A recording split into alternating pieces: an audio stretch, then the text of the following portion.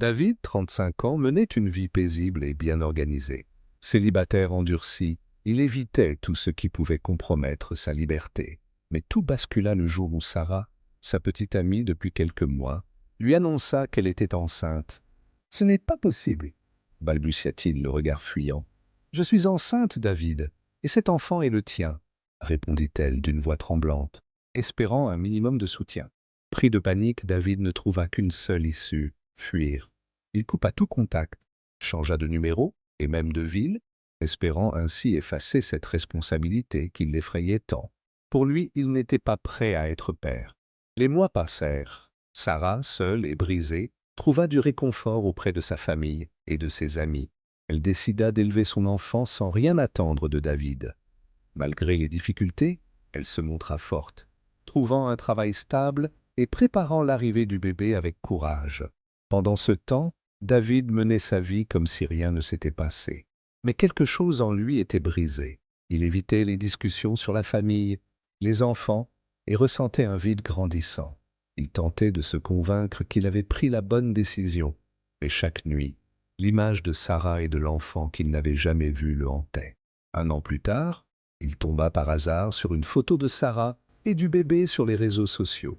Le choc fut brutal. L'enfant avait ses yeux, son sourire. Il comprit alors que fuir n'avait rien réglé et qu'il avait abandonné une partie de lui-même. Après des semaines d'hésitation, il décida d'aller voir Sarah. Tremblant d'émotion, il frappa à sa porte.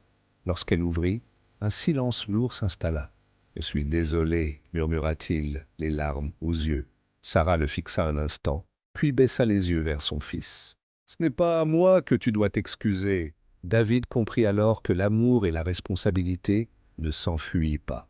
Il allait devoir prouver, non par des mots, mais par des actes, qu'il était enfin prêt à être le père qu'il aurait dû être depuis le début. David savait que des excuses ne suffisaient pas.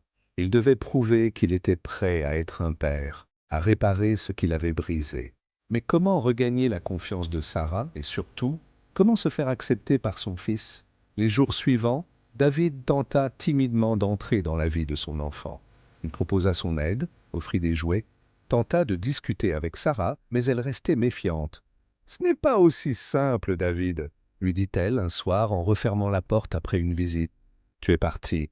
Tu n'étais pas là quand j'avais besoin de toi. » Ces mots lui firent mal, mais il comprenait. Il devait être patient. David trouva un appartement proche et chercha un travail stable pour montrer qu'il était sérieux. Peu à peu, Sarah lui permit de passer du temps avec leur fils, Théo.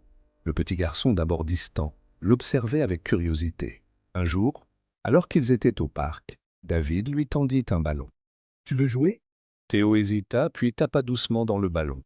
Ce fut le premier échange entre eux. Ce simple geste fit naître un sourire chez David et un léger éclat dans les yeux de Sarah. Tout n'était pas parfait. Parfois, Sarah doutait encore. Parfois, David avait peur de ne pas être à la hauteur. Mais il refusait de fuir à nouveau.